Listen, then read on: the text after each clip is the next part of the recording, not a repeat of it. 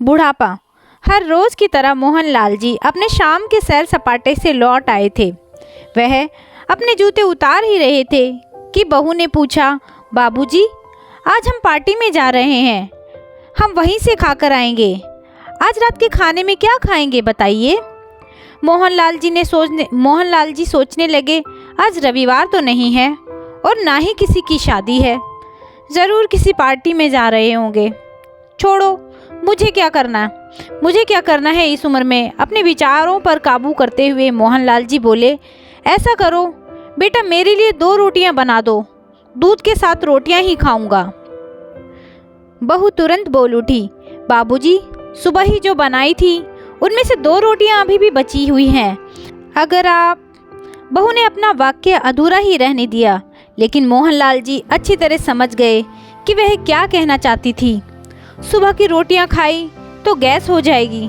सुबह ही बहू ने मसाले वाली सब्जी ही बनाई थी, जिसके चलते अभी तक खट्टी डकारें आ रही हैं। और इस उम्र में पेट को संभालना मतलब किसी बिगड़े हुए बच्चे को संभालने से भी ज़्यादा कठिन है। बाबूजी बहू से बोले, नहीं बेटा, इस उम्र में सुबह की रोटियां नहीं खा सकता, तुम्हें थोड़ी तकलीफ़ होगी, लेकिन मेरे लिए 2 ताज़ी रोटियां बना दो। बहू को बहुत गुस्सा आया। वो गुस्से में ही बड़बड़ाते हुए उठी, आप 2 रोटियां बनाओ या 10, काम तो उतना ही बढ़ेगा। आटा गूंदो, रोटियां बनाओ, किचन और बर्तन साफ करो। इन्हें तो सिर्फ ऑर्डर देना आता है, काम तो मुझे करना पड़ता है ना, बस दिन रात इनकी ही सेवा करते रहो। बहू के बोल मोहनलाल जी के कानों पर गड़ रहे थे। हे भगवान, सिर्फ 2 रोटियां बनाने में इतनी तकलीफ़, मैंने कोई 5 पकवान तो मांगे नहीं थे। उन्हें बहुत गुस्सा आ गया, लेकिन गुस्सा वहाँ किया जाता है जहाँ कोई सुनने वाला हो। उन्होंने अपना गुस्सा निगल लिया। अब उन्हें तो गुस्सा, जितनी जल्दी गुस्सा आता था उससे जल्दी चला भी जाता था। मोहनलाल जी को अपनी पत्नी की बहुत याद आई। सुजाता के जीते जी उन पर कभी बासी रोटी खाने की नौबत नहीं आई थी। उल्टा खाने में 10 चीज़ें और मिल जाती थी। खाने के साथ मीठा, पापड़, अचार, दही, छाछ, सलाद और पता नहीं क्या क्या। मोहन जी को बहुत बुरा लग रहा था। रहने दो बहू, मैं सुबह की रोटियां ही खा लूँगा, फिजूल में तुम्हें तकलीफ़ होगी, और वैसे भी तुम्हारे हाथों की रोटी बहुत मुलायम होती है, मुझे चलेगा। मेरी वजह से तुम लोगों को देर नहीं होनी चाहिए। बहू को तो सोने से पीला मिल गया। वह अपनी आवाज़ मीठी करते हुए बोली, बाबूजी, आप चाय लेंगे क्या? मोहनलाल जी अपनी चाय पीने की इच्छा को दबाते हुए बोले, वैसे कोई ख़ास इच्छा नहीं है चाय पीने की, मगर तुम अपने लिए बना रही हो तो मेरे लिए भी थोड़ी बना देना। हाँ बाबूजी, मैं अपने लिए बनाने जाने वाली हूँ, आपके लिए भी बना देती हूँ। बोलकर बहू रसोई घर में चली गई। मोहनलाल जी खुद से ही बातें करने लगे।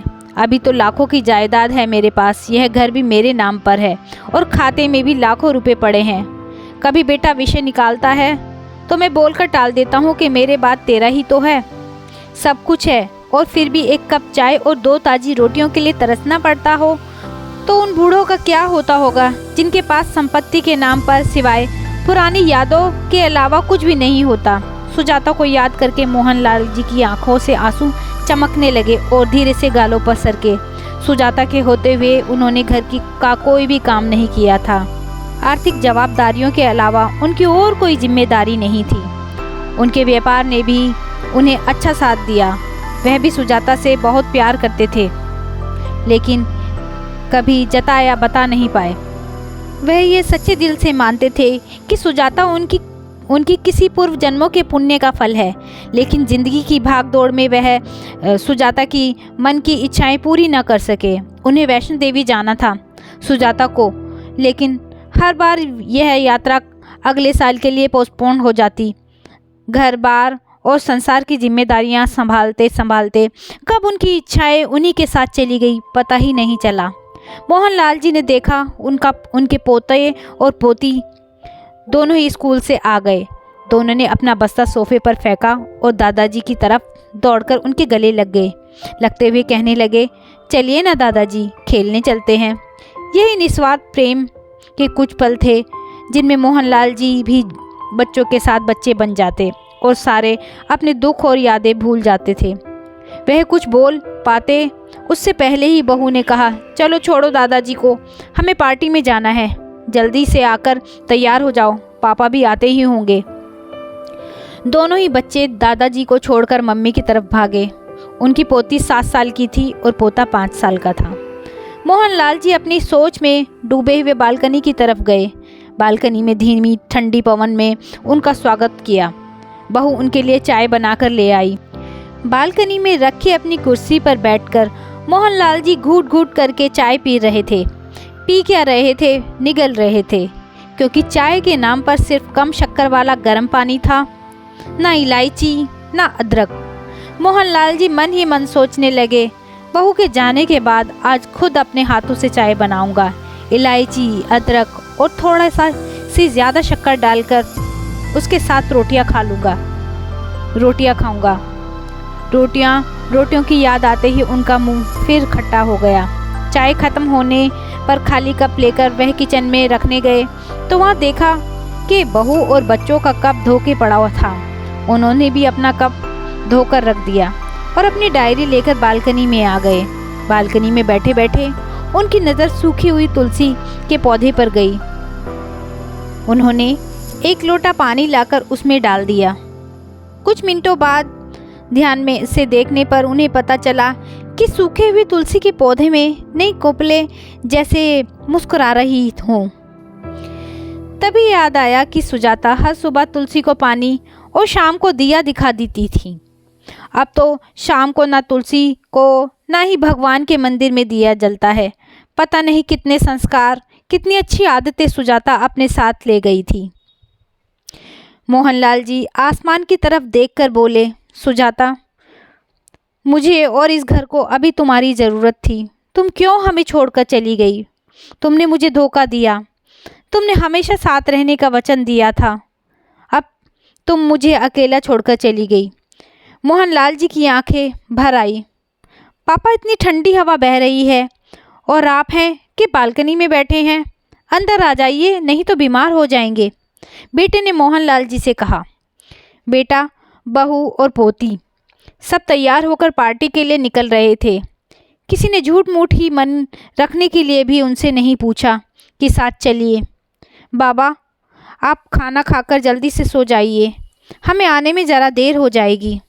ज़्यादा देर तक जागना आपकी सेहत के लिए अच्छा नहीं है। हमारे पास घर की दूसरी चाबी है, हमारी चिंता मत कीजिएगा, बेटे ने जाते हुए कहा। सब तैयार होकर पार्टी के लिए निकल रहे थे। किसी ने झूठ मूठ में भी मन रखने के लिए भी उनसे नहीं पूछा कि साथ चलिए। बाबा, आप खाना खाकर जल्दी से सो जाइएगा, हमें आने में ज़रा देर हो जाएगी। ज़्यादा देर तक जागना आपकी सेहत के लिए अच्छा नहीं है। हमारे पास घर की दूसरी चाबी है, हमारी चिंता मत कीजिएगा, बेटे ने जाते हुए कहा। ऐसे बोल रहे हैं जैसे मेरी सेहत की बहुत फिक्र है। कितने दिनों से बोल रहा हूँ, डॉक्टर के पास चलो, बीपी बढ़ा हुआ है, शुगर भी चेक करवाना है। थोड़ा सा भी चलता हूँ तो हांफने लगता हूँ। बेटा कहता है कि बुढ़ापे में यह सब तो होता ही है, ज़्यादा भ्रम मत पालिए। वाह बेटा, बूढ़े बाप के पास बैठने के लिए थोड़ा सा भी टाइम नहीं है तेरे पास, और पार्टी के लिए टाइम ही टाइम है। ऐसे अनगिनत विचार उनके दिमाग में चल रहे थे, लेकिन फिर भी उन्होंने हाँ में सिर हिलाया। सभी पार्टी में चले गए। मोहनलाल जी हॉल में रखे कुर्सी पर आकर बैठे।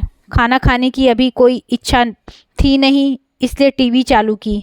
आज वैलेंटाइन डे था, प्यार का दिन, इसलिए टीवी पर भी उसी के बारे में दिखा रहे थे। मोहनलाल जी की नज़र पास में रखे उनकी पत्नी के फ्रेम पर गई, जिसमें लाल कलर की साड़ी पहन रखी थी।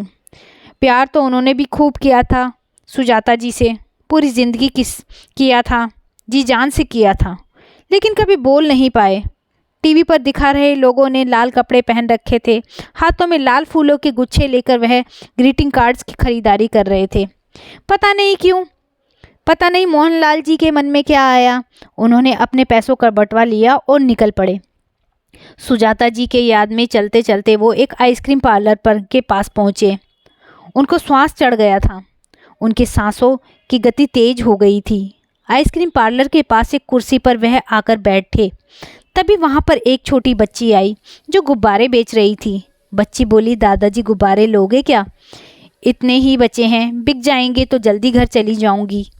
मोहनलाल जी ने देखा 10-12 रंग बिरंगे गुब्बारे थे। उन्हें याद आया कि सुजाता जी को भी गुब्बारे बहुत पसंद थे, लेकिन अब गुब्बारे लेकर क्या करूं? उन्हें बच्चों की आंखों में सच्चाई और आशा दिखी। उन्होंने 200 रुपये दिए और सारे गुब्बारे खरीद लिए। उन्हें फिर से सुजाता की याद आई, क्योंकि वह भी घर से निकलते समय हमेशा थोड़े एक्स्ट्रा पैसे लेकर निकलती थी और किसी न किसी ज़रूरतमंद की मदद किया करती थी। कभी वो टोकते तो वह कहती, हमें भगवान ने लेने वालों में नहीं देने वालों की लाइन में खड़ा किया है और थोड़े से रुपयों के बदले लाखों दुआएं मिलती हैं, तो मुझे टोका मत कीजिए। आंखों में आंसुओं के साथ मोहनलाल जी खड़े हुए रास्ते के बीचों बीच आए। उन्होंने आसमान की तरफ देखा, अपने हाथों में पकड़े गुब्बारे आसमान में छोड़ दिए और चिल्लाकर बोले, सुजाता, मैं तुमसे प्यार करता हूँ। उनकी सांसों की गति बढ़ गई, उनका शरीर लड़खड़ाया और ज़मीन पर धड़ से गिर पड़ा। आसपास के लोगों को कुछ भी पता चल पाए उससे पहले मोहनलाल जी ने इस मोह माया की दुनिया को अलविदा कह दिया। उन्हें अपनी पत्नी से मिलने की बहुत जल्दी जो थी। दोस्तों, यही है एक बूढ़े व्यक्ति की, एक बूढ़े पति की कहानी। मुझे कमेंट कर बताइए कि आपको ये इस कहानी के बारे में क्या राय है। अगर आपको ये कहानी अच्छी लगी हो तो इस कहानी को लाइक कीजिएगा, शेयर कीजिएगा और मेरे चैनल को सब्सक्राइब कीजिएगा। वीडियो देखने के लिए धन्यवाद।